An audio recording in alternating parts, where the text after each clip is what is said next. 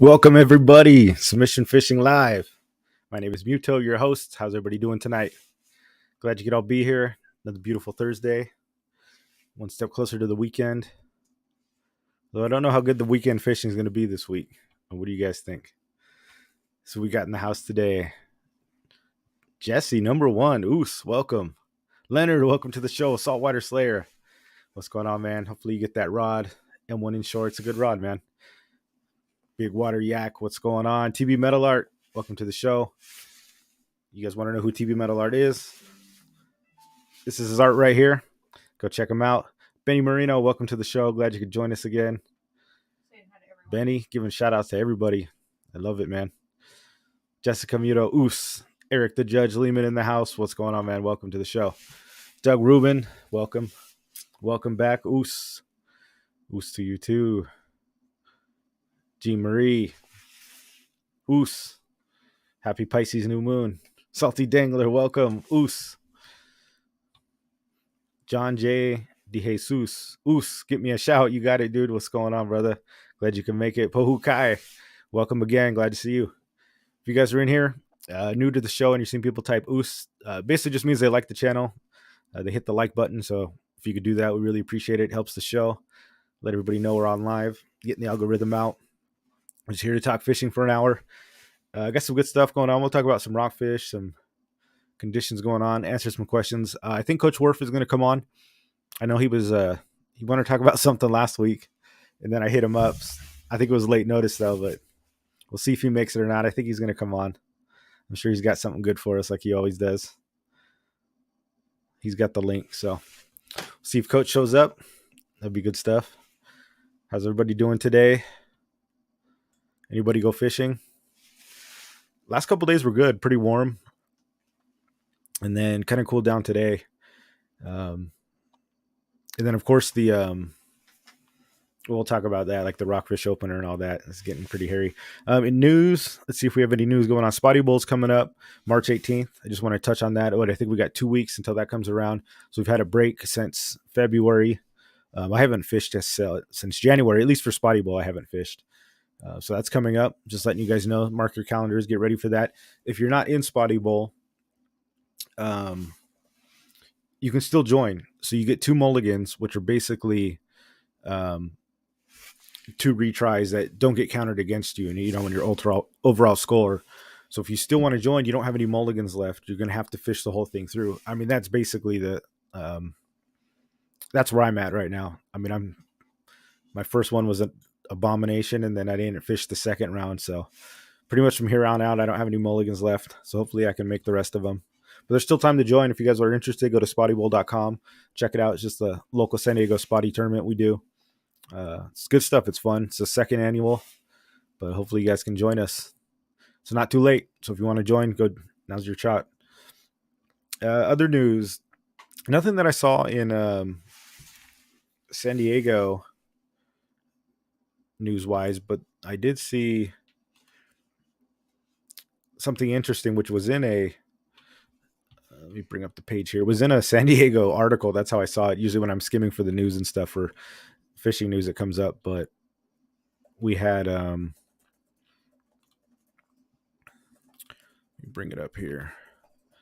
It's actually a story from Florida, but was in the San Diego Union Tribune. But apparently they're going to allow limited fishing of the Goliath groupers. Now these things, for 3 decades, you haven't been able to fish these things, but now they're going to open them up. Yeah, Florida lifted a 3-decade ban on catching and killing Goliath groupers Thursday, with the state officials enacting a highly restricted catch of 200 annually. So they're only going to allow 200 a year, 200 a year, and then I'm assuming it's going to shut down. I don't know how they're going to report it or something like that, but I don't know if any of you guys have seen these things, but I mean, Goliath grouper is like, that video doesn't do it. I mean, that picture doesn't do it justice. These things get up to like 800 pounds. I mean, these things could legit probably eat a person.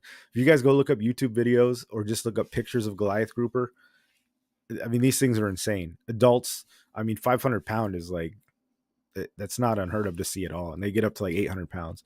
I mean, 400, 500, 600 pounds, crazy.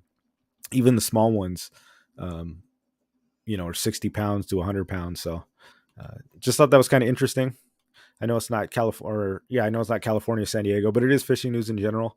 I thought it was a pretty big event. When 30 years something goes down and finally gets in. So we'll see how it goes. You can read the story. You go to San Diego Union Tribute if you want to see. It's got the usual stuff like obviously there's a group of people that are like, oh, you shouldn't do it. Don't open it. We don't have enough evidence. And other people are like, yeah, there's plenty. So we'll see how it goes. I guess with anything, right? Whenever something gets closed or whatever, there's something gets open. There's always controversy on both sides. But I thought it was pretty cool. I'd love to go catch one of those things. I mean, that'd be a bucket list fish. I got to go back to Florida before they freaking shut it down again. Hopefully it lasts longer in a couple years. See anybody sound fishing? What's going on? Welcome to the show. Oos. Cave Dog. Oos. Welcome to the show. Matthew H. Welcome. Need some dinner. All right, man. We'll be here. Go eat up. Eric Lehman still working. Dang, dude. Yeah, you're the workaholic. Got to get out there. Let's see. Friday, Saturday looking rough. Yeah.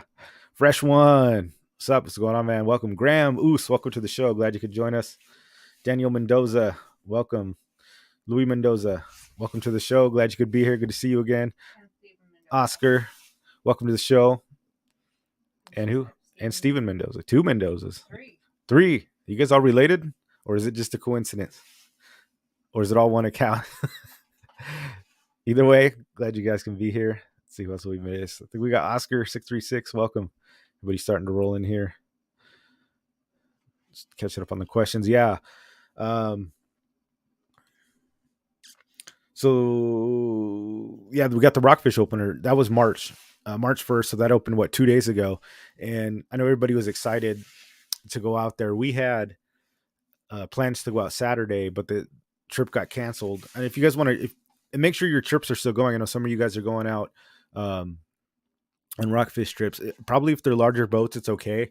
I know some of them got shut down. We were going to go out on the Jig Strike. I know with Aaron, he set up like a private charter, and we planned on going to that, but the trip was canceled. And their boat's pretty big too, but they shut it down. I know seas are going to be anywhere from 10 to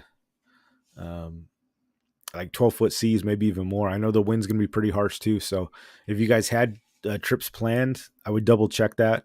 And if you're going out on a rental boat or a small boat, just make sure you guys know what you're doing. It's pretty rough. So some trips are getting canceled. It's going to be a rough one out there, which kind of sucks. A lot of us been looking forward to the Rockfish opener. Even though it technically opened a few days ago, the weekend is usually when everybody goes, right? Saturday and Sunday, people got time off and they go hit it, but it's going to be rough. And that's okay. I know our trip got scheduled or rescheduled, I think, for the 25th. But it's a long season, guys. It runs until December 31st. So it'll be open again until January of next year. It's not like, we're not like we're going to not have time. I mean, there's usually rockfish year round, but I know when you hadn't caught them for a while, it's like we get the summer blue or the winter blues. At least I do anyways, when you don't get the pelagics going around. It's like there's no barracuda, no bonito, no yellowfin, no bluefin, yellowtail aren't around. And then they shut down the rockfish. It gets tough. It's tough unless you're really good at catching halibut or sand bass or sea bass. It's pretty brutal. So just one of those things. It's like the last couple of times I've been trying to get on boats, it's been tough. Maybe I'm bad luck. Tried it in Florida, got the rain, got the wind, they shut it down. Then we're supposed to go out this weekend and shut it down too. But so if you maybe it's Jessica. I think you're right. Maybe it's every time we bring her on a boat. But it is what it is what it is. Just make sure you guys check it out. That's what I want you to know. I don't want you to get all ready and then they cancel. So or make calls too. Luckily ours got canceled pretty early. We didn't have to wait the day out. I know some people kind of wait. They want to see it out to see how the conditions go, see if they improve. But yeah, it's pretty brutal. At least what I hear. It might change, hopefully. Salty, there's a few videos of bodybuilders getting wrecked by those groupers. Yeah, dude. Goliath grouper is it's massive. Dude. I don't think people understand the size of these things until you've actually seen one in scale with another person. It's pretty freaking incredible. I don't know how the eating is. Regular grouper is great. Grouper is really good. I had some down in Florida. last time. Or no, that was in South Carolina. I had grouper at a restaurant. It was really really good. I don't know how the Goliath are. I don't know if they get bad. You know, some fish when they get big, they don't taste as good. Gamey. Yeah, or they gamey like the meat. I don't know, it gets a little tough, something like that. But I'd be down to try one. I don't know if you could eat the small ones. I don't really know. Maybe the big ones are big. Daniel says Steven's my cousin. Daniel Martinez, orale. Got the homies up in here. Awesome, man. Who's Duncan? Finally, something is on tonight. Yeah, dude, welcome to the show. We're on here every Thursday. Which shows you usually watch? Let me know. I know there's not too many of us. There's Roman show, Fishy Hour, and then we got. I know Dan Hernandez does a show too. Same time as mine, actually, exact same time. So it's good stuff. But yeah, we're here every Thursday. Banana Boy, what's going on, man? Welcome to the show. How did this channel pop up when I opened YouTube? I don't know. Do you like fishing? Maybe the algorithm's working. Everybody's hitting the like button. But if you're into fishing, welcome to the show. If not, feel free to stick around too. That's pretty funny. I'd like to learn BJJ, but I'm too old. You're never too old. You know, you can go at your own speed. I think anybody can join. It's for anybody. Men, women, children, any age. You know, unless you're like 90. Even then, you could probably still do it. You know, you don't have to push yourself. You don't have to go crazy. Even if you just want to learn some techniques, you know, you don't have to go wild and push yourself like trying to be a champion or anything. I'm 5 months pregnant. I'm still training. Are you? I'm going to go tomorrow. Jessica's bragging because she's 5 months pregnant and still training. I'm going to smash her tomorrow. Up here Saturday will be nice, ready for rock fishing. Oh, nice. So was it just San Diego getting hammered? Coach is shaking his head yes. So apparently North might be good. So that's a disclaimer. Depending where you guys are going, we're getting the report. Banana Bully, I'm too much of a wimp to do it. Nah, dude, that's how you get tough. You know, we get a lot of guys in there that aren't like, they never really did sports or anything hard, but it's okay, man. You learn that mentality, you know, you learn to fight, you learn to get tough, learn to get beat up. Even the baddest ass dudes get rolled up by people. So it's like, it's not like you go in there and get beat up. Everybody goes in there and gets beat up. It's like, they say there's always a bigger fish. Same thing with jiu-jitsu. No matter how good you are, no matter how much of a badass you think you are, there's somebody else that's better than you. So it's like, there's nobody in there that like just beats everybody. So that's why there's very little egos, you know, believe it or not, because somebody beats somebody, right? Nobody walks in there like they're the king, because there's so many styles too. Somebody might be really good against somebody, then they get smashed by somebody else. So there's very few peacocks walking around, you know, like they're badasses, because I guarantee you they've all been humbled. Every gym I've been to too, people are like, they're really willing to help each other out too and learn. You booked Cedros, look what you did. Man, I'm telling you. Did Cedros get canceled? Did Cedros get canceled? I don't know. I'm not going on that, so it should be Oh, fine. it did? Coach is saying yes. That's news to me. It's not my fault then. Because that is Jessica's fault. I wasn't going on that trip. All right, Coach.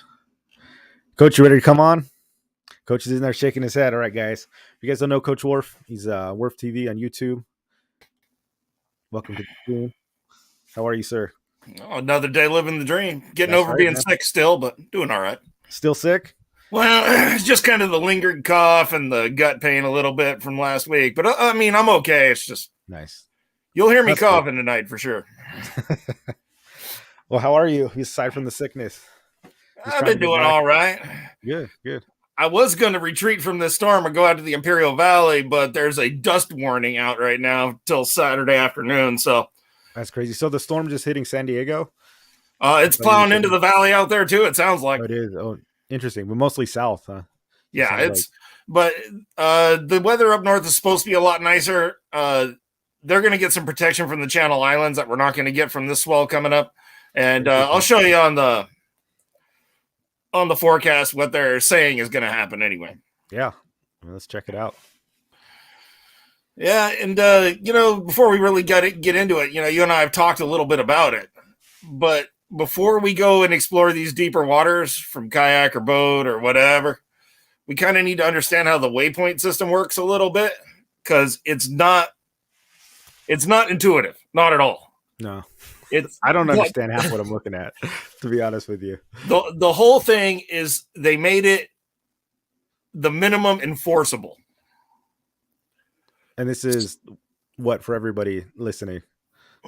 So this last year they opened it up deeper, but this year they clarified the regulations a little bit.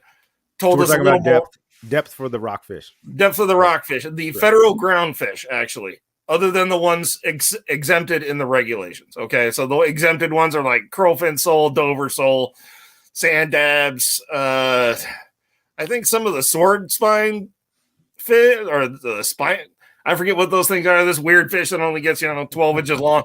They're named in the regulations for some reason as an exemption. There's a few exemptions, right? But then there's a whole bunch of fish that are included in the regulations, as near as I know. Now, I am not a regulatory expert, and this is not the place where you want to be unclear about what you're harvesting or how deep you're fishing, or you don't want any part of that. So also, guys, if you're all the stuff you get to, when it comes to regulations, do your own homework. We try to set you on give you the right path, give you the right knowledge and stuff, but you got to do your own research, make sure you understand the laws and everything like that. We're trying to help out for sure, but it's up to you ultimately to make the right call. I mean, whether you follow the law or not is not up to me. Yeah, exactly. So, we got one for the missus put one up for me here. What happened to Cedros? I think they had a permitting problem. Oh, interesting. And so they had gone through with the idea that they were going to get these permits and that they were going to be able to move forward, and they were going to be a licensed outfitter on Cedros, and they were going to have the government contact and everything. But paperwork in Mexico is a hassle. You gotta grease the right palms. It's a process down there for sure. That was the first I heard about that. For you guys that don't know, we had a Cedros, quite a few Cedros trips plans where we were going to go out to Cedros Island and just basically fish for 5 days straight. And apparently that's not happening, which is interesting because I was wondering why. I kept waiting for the email, right? Like the confirmation email, and like Roman kept saying, "Oh yeah, it's coming." I'm like, I haven't seen it. That's crazy. Yeah, they had some kind of permitting problem, or maybe a conflict with the locals, and the government sided with the other. I mean, there's a lot of. Oh yeah. Anytime you're working, if you're American working into a different country, it's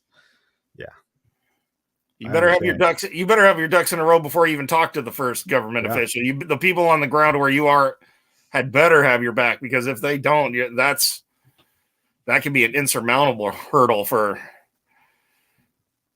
just all kinds of stuff. Yeah, dude, 100%. So many ways it can go wrong.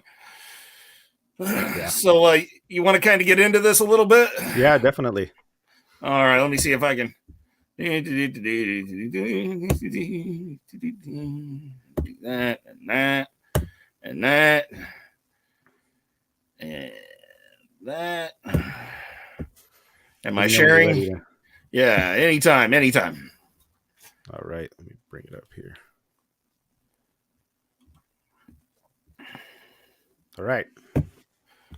All right. For those of you who don't know what this is basically a bathymetry map of the water off San Diego. Over here, this nice finger is called the 9 Mile Bank. Here is the Jolla Canyon. And here is our local inshore right here. Okay? Right. So off of San Diego, what you tend to see happen, it's not always 100%, but what you tend to see happen is these big flats end right at about the 100 fathom mark, give or take a bit. Right. So as from my memory, this line right here is in about 500 feet of water or so. Just right in there. Yeah. And it drops off past the 100 fathom mark out here on this outside corner out here. Right. So that ridge is like where it dumps off on the other end. Yep. Yeah. So here we're kind of lucky in some ways. We have a pretty well-defined line, which I imagine the waypoints So how they tell you if you are out of bounds or not is a set of waypoints that they put at 600 feet. So what this means is the line in between the waypoints can be either shallower, 600 feet, or deeper. Interesting. So if they have a waypoint here and a waypoint here, it's going to trim off this outside edge right here. Right. Okay? This is really important because instead of an absolute depth, they can say, you were on that side of the line and we saw you. Interesting. So it's not necessarily just 100 fathoms or 600 feet. You got to be within the line.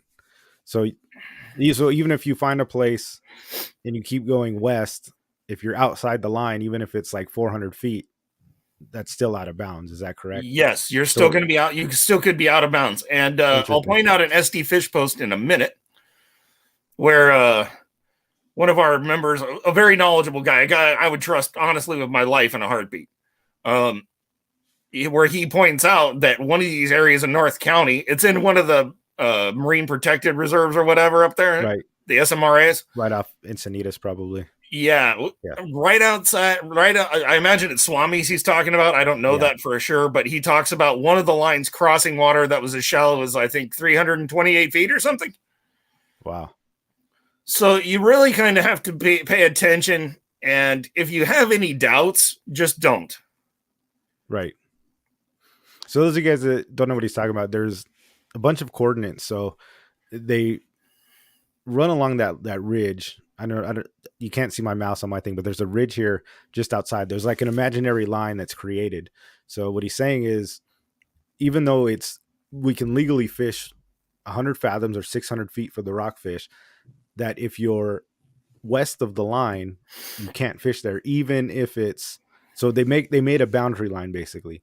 So even if you're outside the boundary line and it's only 400 or 300 feet, you still cannot fish there. Is that what my understanding? Even if it's shallower. But then if you're on the other side of the line, closest to the shore, what if it's over 600 feet? We're going to get to that in just a minute. All right. So it's not just fathoms. It's not just 100 fathoms, 600 feet. There's a line.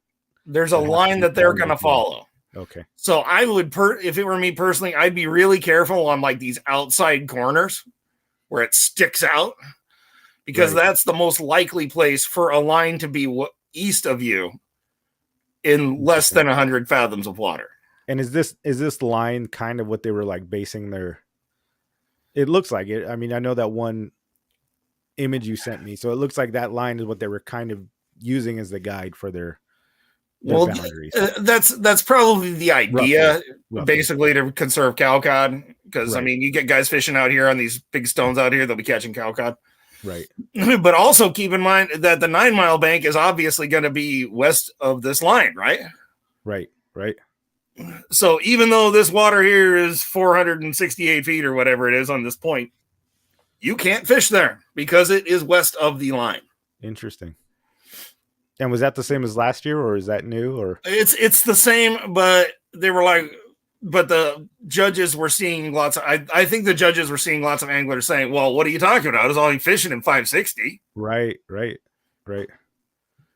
So they changed the language around a little bit and made it a little more clear what they're looking for, which is unexpected. Interesting. I mean, I'm positive I went on some sport boats that were outside of that. Oh, I'm sure there were 100%. Earlier last year, we went way out there. Yeah, but I mean, too. Yeah. Well, I mean, those guys kind of live by their own rules too, and they accept the consequences if they don't. So, but it was less than the 100 fathoms, right? So I think that's kind of how everybody was reading the. I mean, that's how I interpreted it too. You know, kind of anywhere that's shallower than 100 fathoms. Yeah. Interesting. So I mean, you know, like the short bank here. Not that there's any fish there. Don't ever go to fish there. But the short bank, for example, if you were fishing here, this is probably well within the boundaries, right? Right. Or the end of the pipe is very likely to be well within the boundaries. Right. And there might be some areas in here well over 600 feet on this inside curve where you'd be west of the boundary too, and you could be fishing in 900 feet or something. Maybe. So let's look at our favorite exception to all the rules. So here is the La Jolla Canyon. It's got both arms here. And I always thought this arm was inside the North La Jolla what is it? SRMA or whatever it is. Right, the MPA or whatever. But apparently, like, the line stops here somewhere. So wherever these coordinates cross across here, wherever it is obviously over 1,000 feet of water for sure. Yeah, 100%. Because I fished out there last year, and I went up to that point outside the MPA, and it goes like, yeah, you can be in 1,000 feet of water, no problem. And you're outside the MPA, but it's way deeper than 600 feet. Yeah, 100%. So I suspect that there are areas in here. Now, I mean, obviously, if you've got a really good chart plotter, and we'll get to the resource thing in just a minute, but, you know, and you plot these points out and you see that there's this big canyon right here. I mean, I say fish it at your own risk if that's what you want to do. Technically, you're in the right. Maybe. Well, I mean, if you're should be under. I mean, if you're outside the zone and you're under 100 fathoms, you know. Well, I'm saying, let's say you find some dip in here where it's 1,100 feet down and you want to fish that for some reason.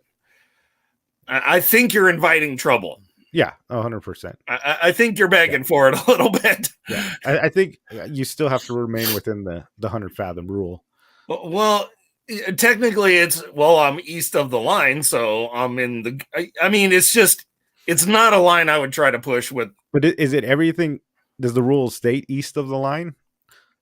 I mean, or is that what nobody really understands? Well, it's saying that it is illegal to fish for the federal ground fish listed in the category, or the unlisted ones, whichever way. In the regulations, it's listed as it is illegal to fish west of this line. Right. So if you're east of the line, well, you're not west of the line, right. Even if you aren't over 100 fathoms. I mean, I don't know. Interesting. Like I say, I think you're taking it on yourself a little bit there. Yeah.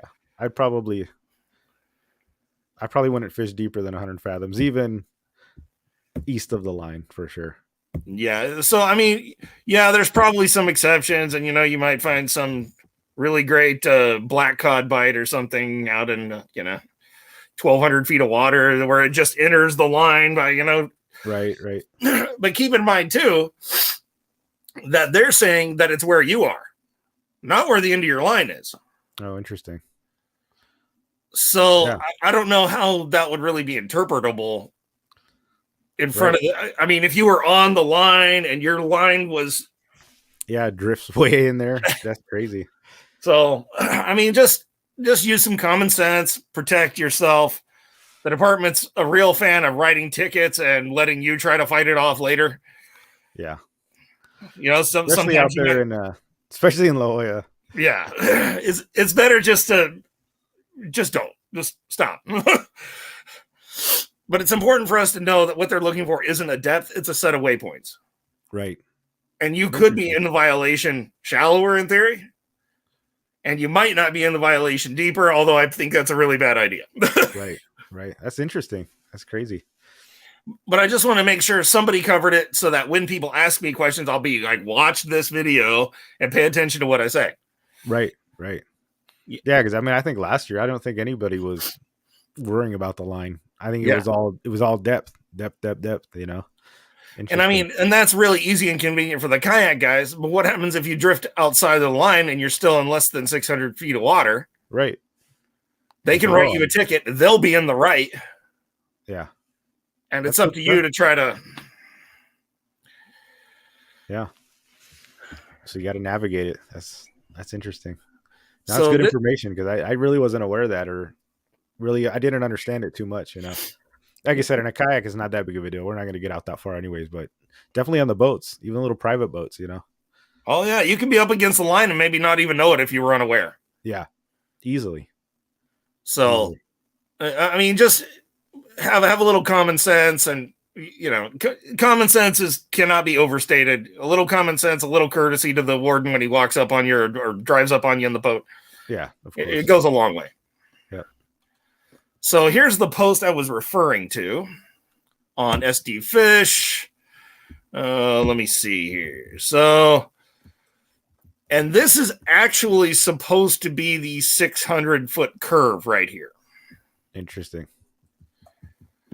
So if this is truly it, which I don't know if it is, so let me just say, I don't know how accurate this map is. So these were the numbers, because like you sent me the numbers from the actual California site, though, right? Yes. This is the world according to Fish Legal. Right. Okay. So again, I don't know how much I trust an app for this. Of course. Fish Legal's not bad though. It's I'm not saying it's a bad app, and I'm not saying they would intentionally misguide you or something. Right. But as you can see, it cuts way into the 100 fathom curve up here off Encinitas and Solana, as you were suggesting Encinitas. Right. So just be careful out there. Do the right thing. Be courteous if they roll up on you. Judging from this line, some of this water's got to be 12 to 1,500 feet deep if this is the actual line. Yeah, that one north of La Jolla, 100%. That one goes into the canyon. There is some deep water there, and I mean deep water underneath this line right here. Yeah, because the canyon goes all the way through. I mean, that line it crosses right over it. Yeah. So, like I said, you might be east of the line or south of the line in this case, but you're still east of the line. You could be east of the line and be in over 1,000 feet. So, right. Assuming that this is right, which I'm not 100%. I mean, it looks pretty close from my personal experience. And just use some common sense and judgment, and know if they write you a ticket, you were probably west of the line. Right. Interesting. Right. So it's basically just no rockfish west of the line. No rockfish west of the line. And if you're taking them east of the line deeper than 600 feet, I think you're inviting a visit from Johnny. I agree with that. I think just for rockfish. That's a rockfish line. Yeah, this is rockfish, cabezon, greenlings, soup fin sharks, lingcod, Pacific skate, cabezon, sable fish. There's a list like 60 species long or something. It's nutty. I'm wondering why they limit like such an area though. It's like, don't you think they make such a concentrated fishing area? Like, it seems like if they opened it up, it'd be better for the fishery. I mean, I don't know. Well, I've said it for a long time. Eventually, it'll be illegal to fish anywhere other than 1 square mile of the ocean, and then they're going to claim that the only fishable area in the ocean is overfished. That's what I've said for a long time. That's what I'm saying. Everybody just going to hammer this inside part, then they're going to be like, "Oh, there's the fishing's so thin, it's so thin." Well, yeah.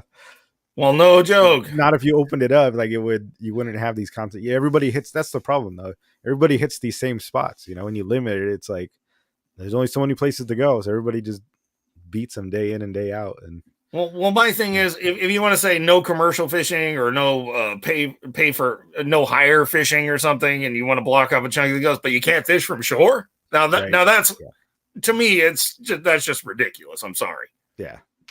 I mean, come on, man. What percentage of the fish do shore fishermen have access to? 8%? 7%?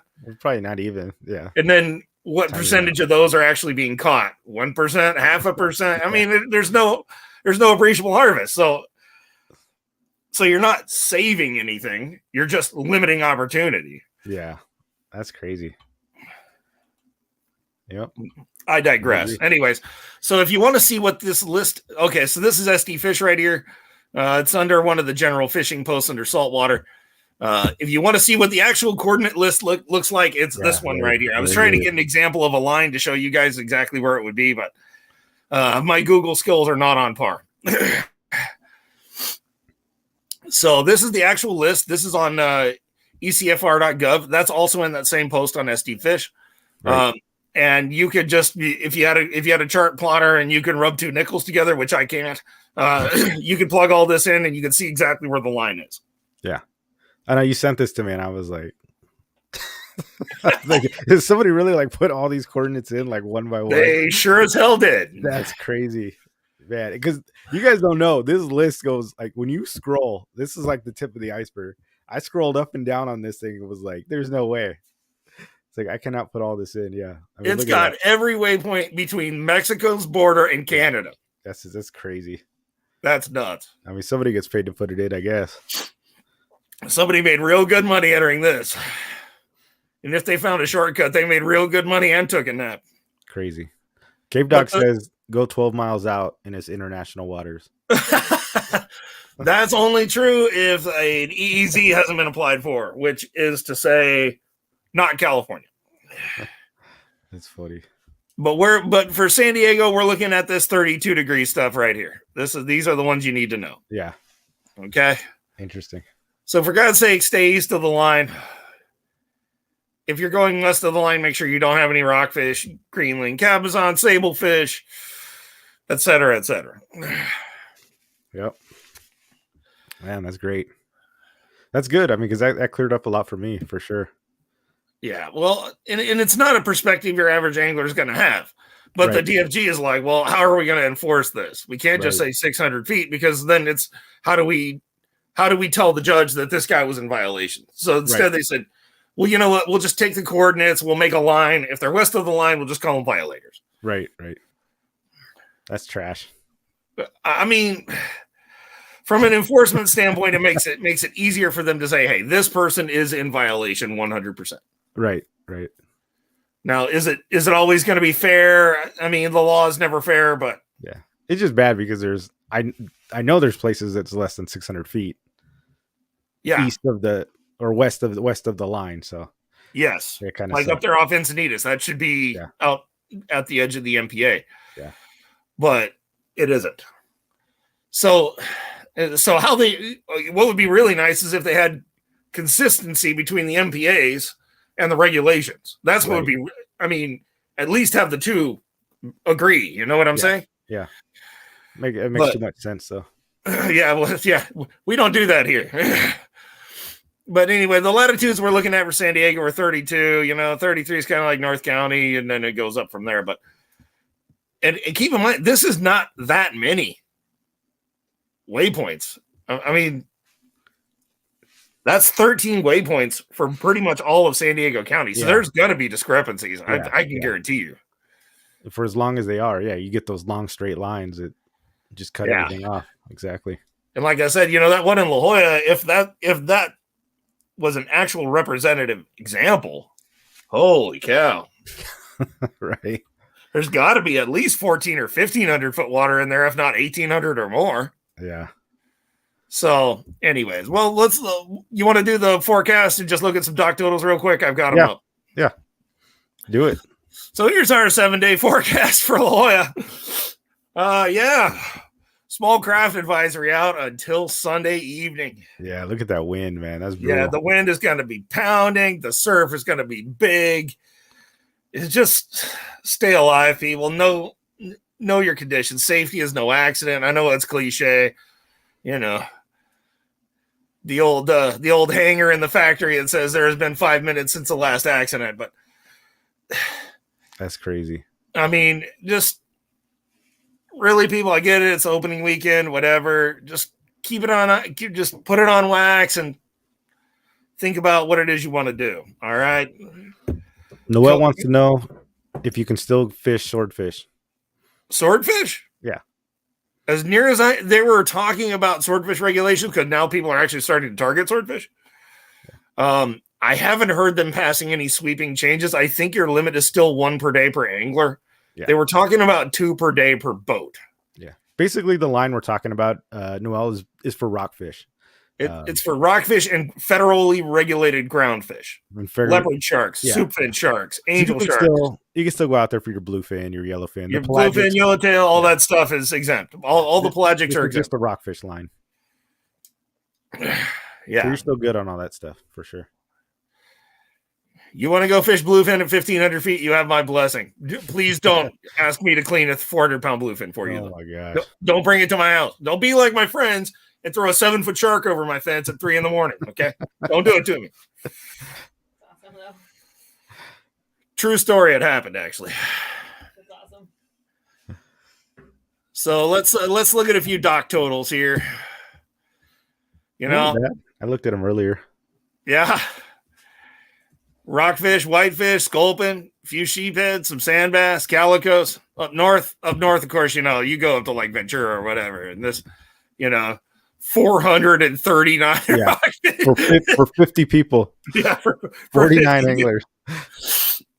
It's just insanity. But yeah, it's up there fishing's a lot different than it is down here. But Yeah, crazy.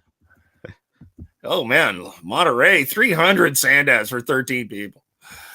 60 petrale sold. That's nuts. 5 anglers, 187 sand dab, and 26 Dungeness crab. That's a nice day. 26 dungeons and then 8 petrales on top of that. Dang, son. For five anglers, that's good. For 5 dudes, man. Right. Got to get on one of those. Hammering it. Yeah, those petrale sole are freaking delicious, man. One of the best eating fish ever. But that's why we go out fishing, is for a day like that. Right? Yeah, that's true. Anyway, I just wanted to get just kind of get the word out. And Yeah, I wasn't trying to hijack your stream and be like, have me on. I'm not like. Oh that. No. I saw it yesterday. You're like having, but it's good. Any of these things that are valuable, especially. It's good to stay in the know. I know a lot of people don't talk about this. A lot of people aren't even aware of it. A lot of it's confusing to me even, and a lot of these guys have private boats, and you got to know this stuff, and I mean, you can't have too much knowledge when you're fishing. That's what saves your butt. I'd like to think I'm a pretty smart guy that's read a book or two, in case you couldn't tell over my shoulder here. A couple hundred books. But I mean, even from me, I read this and I'm like, what do they mean here? Yeah. What are they trying to do? Yeah. And sometimes it's kind of a game reading between the lines, and it can be a dangerous thing to do. Yeah, it's true.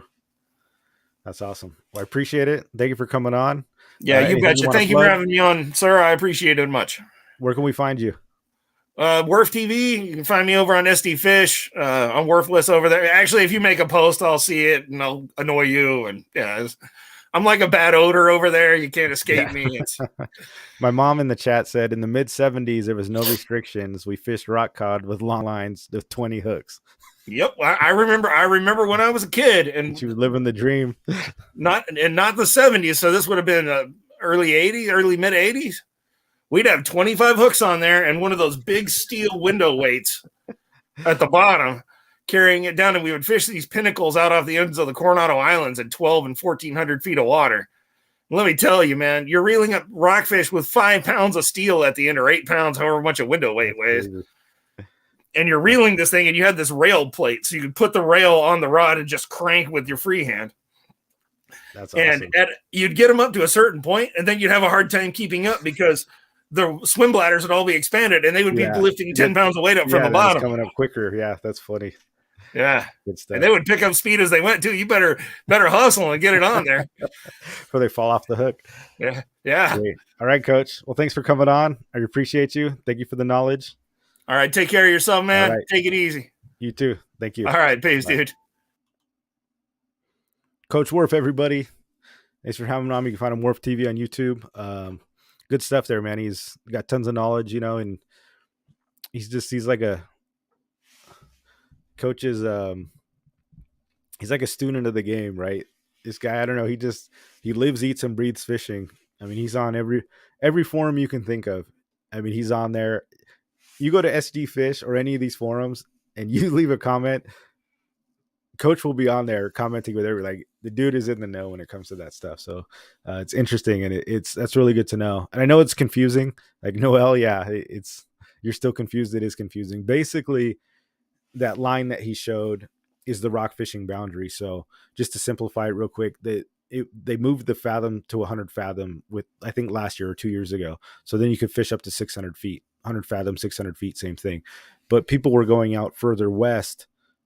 If you left the coast and you went towards Hawaii, there's water that's way out there that's still less than, even though it drops off, it'll go like 1,000 feet, 2,000 feet, but you could find spots that were less than 600 feet and people were fishing there. So they made this line. So even though if something's less than 600 feet, you cannot fish there if you're west of that blue line that he showed. And then if you're east is where you can fish within the 600 zone. So hopefully that simplifies it a little bit. I know it is confusing, man. Whenever you get into fish laws, it's super confusing. And talking about rockfish. So we were in Discord talking last time too. And then we were, those of you guys talking about descending devices. So when you bring up these big fish, they're prone to getting barotrauma. Barotrauma is basically when you pull a fish up, their eyes inflate, or you ever seen that pink thing that comes out of their mouth? It almost looks like their tongue. A lot of times it's their stomach, and their stomachs, air bladders, or sometimes you see their intestines, come out, especially on sheephead. Their intestine just comes out of their anus and it balloons out. And that's usually when the fish are brought up too fast. The barometric pressure changes and they get barotrauma. And in order to send them down, especially if you've hit bag limit, or if it's like a small fish you don't want to keep or something like that, they want you to descend them and have a descending device. And that's a way to basically send them back down. You see when their eyes are popped out, their air bladder comes out. Actually, when you descend a fish, they'll go back. Their eyes will recess back in, the air bladder goes back down. And that's one way to take care of the fish. I don't think we determined if it was a law if you had to have a descending device. I think it's recommended. You should have one, but I know we were talking about it. And we got a couple here too. This one is on the Fish and Game site. This is like the Shelton fish descender. Now this one is a simple one. Basically, and we'll put the links. You saw the links in the chat. We'll get the links here on Amazon where you can get some of these. This one, basically, you just hook in its mouth right here on the lower part to like the thin membrane, and you just put a weight at this one. You would put a leader and a weight at the end, and then you send it down. Once it goes down, the fish goes down. You jerk up on the rod, with the weight, so it'll send the fish down, but it pulls out. There's no barb or anything on this actual thing. It's just designed to hold the fish, and you don't put it in the lip. You put it down, and then you yank it up. So that's one pretty good acceptable descending device. And then you've got this one. I think this one's like $12, something like that.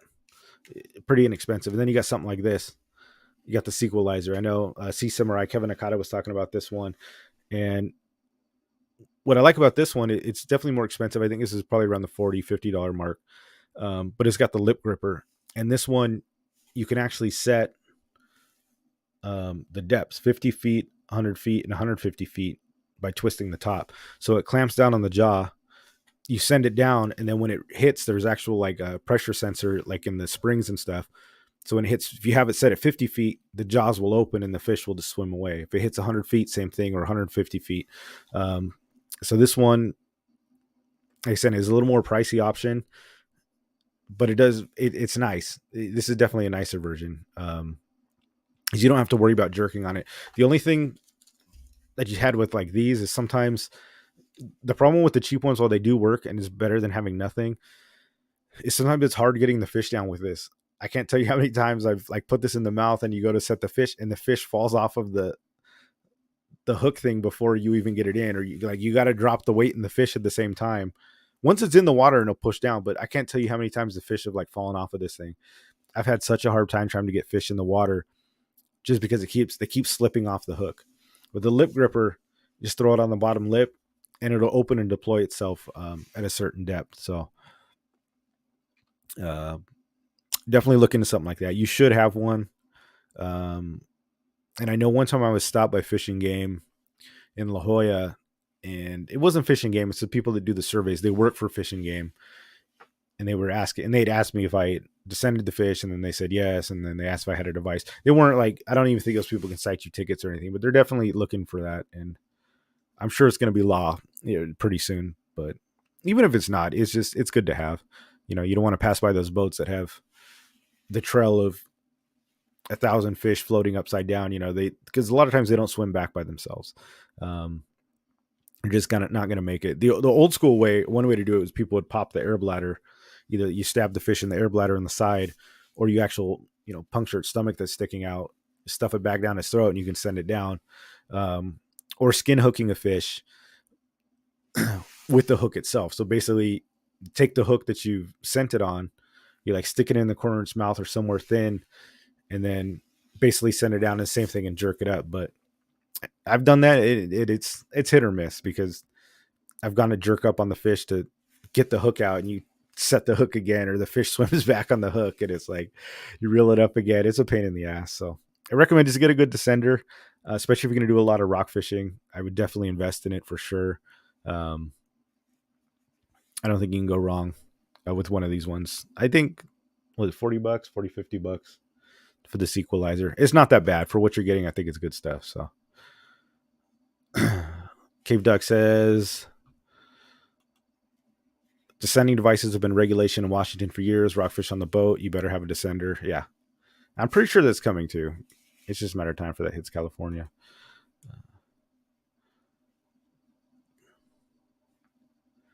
Yeah, $49.99. Yeah, $49.99. There you go. Just feeding black sea bass. They need to open a lottery for black sea bass. Yeah, dude, that'd be awesome, right? I mean, you can catch them in. That's what's crazy. You can catch the black sea bass down in Mexico, and it's like, there's a ton of paperwork to fill out, but you can catch them there. I see them pulled up here too. I mean, you hear about them quite a bit in La Jolla. They get sent back down, but it's pretty funny. Dumb question, but what about pelagics? The pelagics, they typically don't suffer from the barotrauma, Eric. Oh, dumb question. Oh, what are pelagics? Eric, there's no such thing as a dumb question. Or was it? There's no such thing as a stupid question. Just stupid people that ask questions. I'm just kidding, Eric. We love you. This is Eric, the Judge Lehman, guys. He's the judge for Spotty Bull. Should be on his good side. He's a good friend of mine. Buttering him up. So I'm not giving him a hard time. I know Eric, so I would never insult a person like that. A pelagic is the zone of the water layer. So basically, you've got ground fish. Pelagic is the area of the top water that doesn't connect to the bottom. So when you hear the term pelagic, it's I think yellowtail, barracuda, yellowfin. Basically, they roam around in the top water area of the surface. They don't live at the bottom. Like rockfish are rockfish, or they're called bottom fish. They basically live at the bottom. They stay near the rocks. You always know where to find them. They don't really migrate. They kind of stick where they're at. Where pelagics, they roam around. And it's basically just the name of the top water column of the ocean. But that's where the fish live. So anything that swims and migrates is a pelagic. So just think, like I said, any of the tuna, any of the barracuda, anything like that are pelagics. Non-bass, or bass equals non-pelagic. Yeah, I mean, basically. Bonito's a pelagic in nature. Yeah. So basically, they live in the top water column. So their main, not even the top water, is like off of the bottom. They're not around structure. They don't live in the kelp. They'll swim in the kelp and they'll eat in kelp, but basically they live out in the open and they chase schools. That's what they do. They're roaming for food. They're nomadic. Where there's food, they go. That's why when I talk about we don't have the pelagics in, that means because the bait fish usually isn't here. So then the pelagics don't come in. If there's no bait, you don't see them, right? The spotted bay bass, the sand bass, the rockfish, they're here year round. They don't leave. They live in the kelp. They live in the rocks, and they just kick it. They're waiting for food to come to them. Basically, they're not roaming around. Where the pelagics, they're hunting. They're looking for packs. They're the ones that cause the boils. Wharf TV, pelagics, fish that move all the time. Yeah, so that's basically it. So hopefully that answered your question. So you'll see that, a lot. People referring to pelagics. Just a fish that's roaming. Is basically it. They don't have homes. Their home is where the food is. Living on the top. Jesse Berman, have you ever tried any lure retrievers? I tried one the other day and it didn't work. I haven't tried one. Are you talking about like those things that I think Brian and Salty were talking about it one time? Doesn't it like rolls on top of the line and like puts weight on the line or something that frees up the lure? I've never used one. If that's what you're talking about, I've heard of them, but I haven't really had any luck with that. I'm assuming that's what you're asking about, right? I think the theory is if you get stuck, it goes down the line and it like pushes the lure down or takes the weight off, so it like knocks the hook off or something. Yeah, probably worth a shot. Don't forget the Instagram questions I put here on the top of the private chat. Mm-hmm. If you want to get to them. If we will. Some years we have Diablo Rays as a coastal pelagic for some years. That'd be pretty cool. I'd like to catch some of those. We have Dusky Sharks as a coastal pelagic in the warmer water, at least occasionally. Coach, but would a pelagic be? Would a shark be a pelagic even if it like leopard sharks? I know some sharks kind of like stick to the bottom. Yeah, Zach. It is true. You're not wrong. You're definitely not wrong. You know how their mascots like that swordfish, definitely. Pelagics are like the game fish too, right? That's like that's what everybody goes for. Nobody's out there. I mean, aside from us, nobody's out there like bragging about the spotties that they caught. It's always like, oh, dude, I crushed the swordfish. It's tuna yellowtail. Yeah, pelagics are fun. They're a great fight for sure. Just fine. Yeah, Dorado would be a pelagic, definitely. I think leopard sharks are considered endemic sharks. No idea how the soup fin figure in. Yeah, I have no idea either. That's good stuff. Yeah, so I mean that's kind of the rockfish in general, guys. We got rough seas coming in, so be careful. Watch the line, get a descending device. That's all you can do. Enjoy the rest of the season. As far as rockfish goes, go out there and get them. I saw a video. Let's see what Peter has to say. Saw a video using a clip and like 1 to 2 ounce weight to slide down your line to knock the lures loose. Yeah, I think that's similar to what like the lure retriever. I think that's the same thing. Something that slides down is supposed to knock the thing off. I've heard of it. Never used it. That's good stuff. Damn, guys, coming up on the hour already. That's crazy. Let's see. Instagram. We had a couple questions. Doug Rubin wanted to know lingcod. Best jigs for lingcods. I've never caught a lingcod, to be honest with you. So I would love to. I want to get on one. The lingcod, any jig will work. I mean, these things will work. Slow deck jigs. This is the Javelin, 220, 130 grams. The lingcod, by nature, are very voracious fish, and they're one of the best lure eating fish in the world. They're ambush predators. They'll kill any jig, really. The biggest problem with lingcods is finding lingcods because they burrow in. They have homes down in the rocks. They're not even really. I mean, they're rockfish, but like they're down in caves and in it. Once you can find the ridge and you can find where they live, this is my understanding, is that they'll go bite. But finding them is a different story. Because they're down in there. But if you can get on top of them and throw a jig down there, I've seen them get crushed on jigs all the time. These metal jigs, they'll eat it. They're huge jig fish. So that's a good thing. You have a very good chance of catching one on the jig. The biggest part is actually just getting on top of their home and finding them. That's a whole nother story. So whenever you see these fish counts, you see like 60 rockfish, 90 rockfish, and you'll see like 1 lingcod, 2 lingcod. Definitely elusive.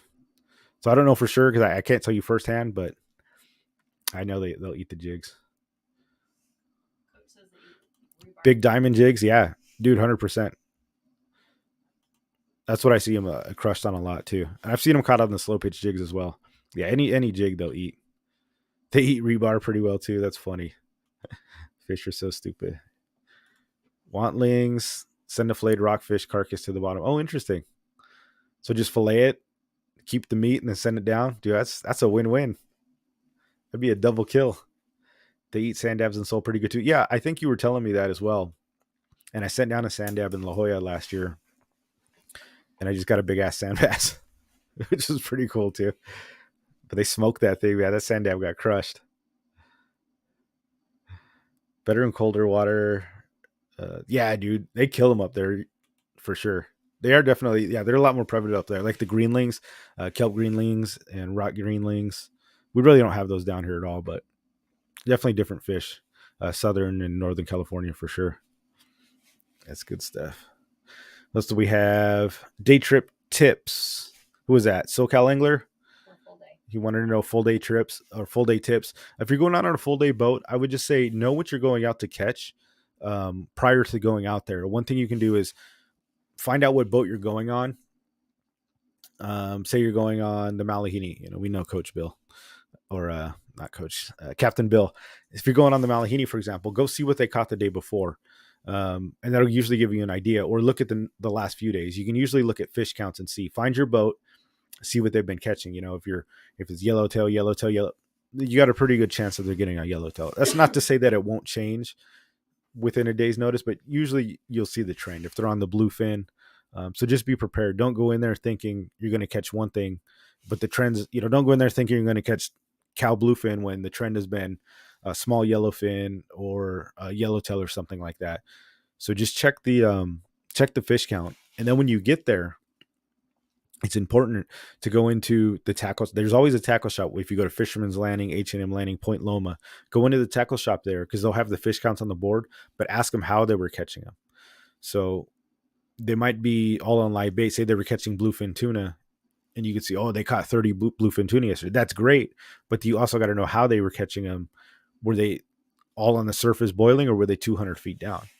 So you don't want to get on the boat thinking you're catching bluefin and they were all 200 feet down and you didn't buy any weights and rubber bands. And all you've got is fly line setups, so ask questions and they'll tell you, oh yeah, we caught them all. They were about 150 feet, 200 feet deep. That's great. And then, buy some 4 ounce weights, buy some rubber bands, because you're probably going to do some rubber band rigs so you can actually get the live bait down to 200. Or if they're 200, you might know, like for me, I'm like, yeah, that's cool. I know what slow pitch jigs to bring. I'm probably going to bring 230 gram, or deeper. If they're on the surface, different story. And you're going to make sure you got some fly rods. So just know what you're getting into before, because you don't want to show up with a bunch of the wrong stuff. And it happens to everybody. You think you're going out for one thing and then they totally flip the script. So and call if you want. I think we did that last year, right, at Davy's Locker. We went up to, usually you go out of La Jolla, but this time they were going for the bluefin, like a big bluefin. And it was, so a boat that would normally, not La Jolla, a boat that normally goes out to the Coronado Islands, Catalina Islands, almost always goes out there. They were like, no, the bluefin were in town. So then they came south to go for bluefin. So you're going on a boat where you think, oh yeah, we're going to Catalina 100% to go fish bonito and calicos. And really they're going south for bluefin. So the captains can change. Not every boat just fishes the exact same thing every single time. Captains change. They go for what's biting. So know what you're going for. I think that's one of my biggest tips. Just all the other stuff. They got water on the boat. They got food. Aside from that, I would just say be comfortable. Wear deck boots, wear good socks, cover up. Yeah, bring snacks. You don't want to wear sunscreen too much, because there's something you're going to have to apply. That's why the long sleeve shirts, the face covers, that's why anglers usually wear that stuff. If you're just going out there to get hammered and drink on a boat and party, which is fine too. People like to do that, right? Take their shirt off and get 4-degree burns by the time they get back to the base. And you're just like, they're so drunk anyways, they didn't even know. And they just look like tomatoes by the time they get in, but they're having a great time, but they're not there to fish, right? They're just there to party, which is cool too. But if you're there to fish, anything that takes you away from fishing, you don't want to do, having to reapply.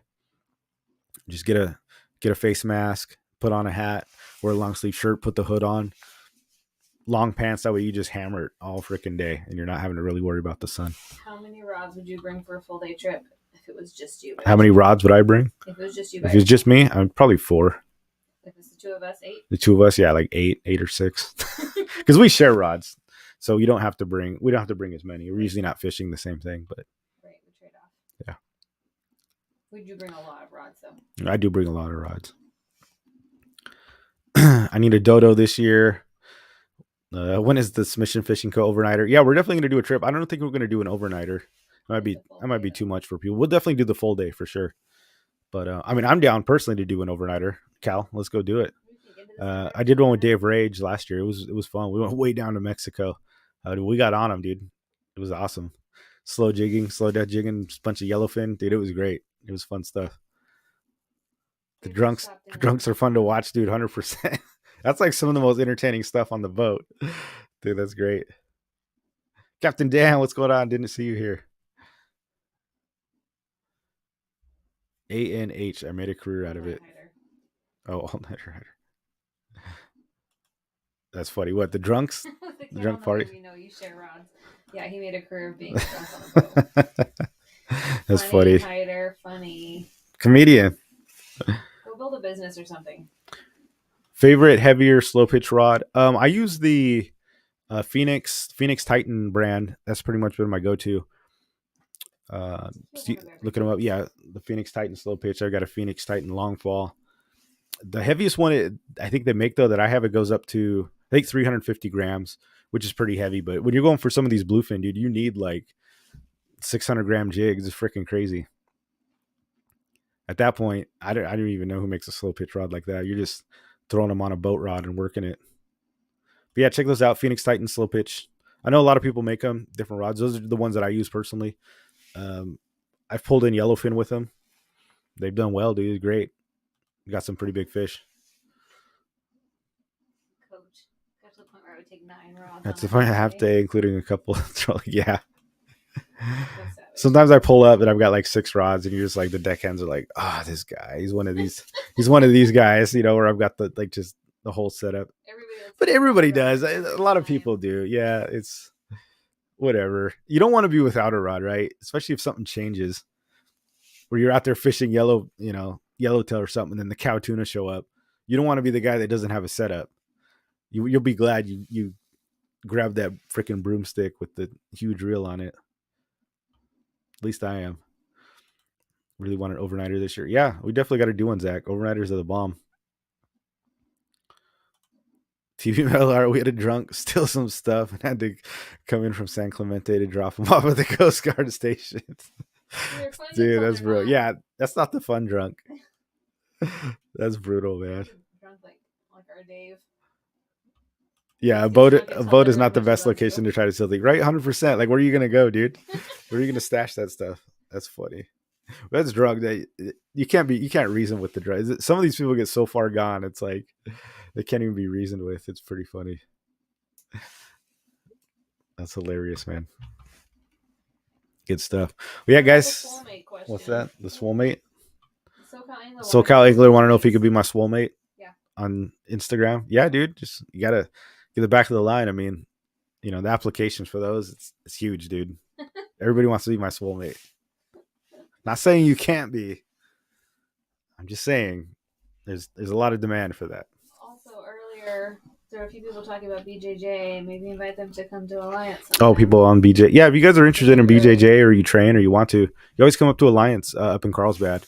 I'm there usually in the mornings, or if you want to come up, just hit me up. We'll definitely train for sure. Even if you're new, or if you're not, or if you've got I teach some classes sometimes, so it'd be awesome. Carl Black, what's going on, Bit? Welcome to the show. We're just wrapping up here. Unless you have any questions, we're going to call it a night. See if there's anything came out on Instagram. A stand-in line. Yeah, that's funny. Yeah, guys, so hopefully you learned something. I know the line is confusing, but it's something that had to be talked about. Check it out. Get your descending devices. The Rockfish opener, if you guys are going out, stay safe. It's going to be rough out there. It's going to be a rough time. It's doable. I think if you're on a big enough boat, you'll be fine. And Carl Black hitting the bit. That's the fishy hour style. We'll accept it. We'll take it. We'll take the bit for sure. Next week we probably have Tony on, and then trivia the week after. Oh yeah, so next week I think we're gonna have Tony on. She's a deckhand from the Grande. She's really into jigging, so she's gonna come on. Hopefully next week and give us some things. You could also see her on like a BD Outdoors. She's doing she does like a fish report and a thing on there. We've been on her boat many times. Seen her on the Grande, so she's really good. Hopefully she got some pointers for us and tips. And so if we're out there, you guys are into jigging. She's out there, jigging bluefin tuna, and she's really into it. So she's on a boat every single day. I think her boyfriend's a captain on the Grande too. So she can have some good stuff for sure. Steve Mendoza, glad you're joining the slow pitch trip. Yeah, dude, that's awesome. He's got a trip going on up in LA area. I'm gonna hit up. So I don't even remember the day, but yeah, we'll be there for sure. That's awesome, dude. Thanks for the invite, by the way. That'll be awesome. Looking forward to it. Slow pitch everything, man. Slow pitch for life. That's how we do it. Great show tonight. Back to work for me, dude. Thank you, Hyder. Glad you guys can join us. We'll see you next week. Like I said, be safe out there. We got some good stuff coming in. So we got Deckhand Tony probably coming on. Should be on next week, hopefully. And then I think we're going to do trivia the week after that. So get your start studying. Well, I'll probably do it. I'm going to center it probably around regulations again. I think that was pretty fun. And then I'll throw in like some other questions that are some science stuff. And we're going to follow the science here. Follow the fishing science. We'll throw in some fun questions too, for sure. But thanks for joining, guys. It was a pleasure having you. Thanks for the support. Like always, you can go to submissionfishing.com, buy some slow death jigs. If you want your own jigs, you guys, we make jigs. We make scents. These things slay. We got 20 grams, up to the 220 grams. If you want to support the show, thank you. For all those that have supported, thank you very much. Even if you just like the show, I really appreciate it. And we'll see you guys on the next one. Oos.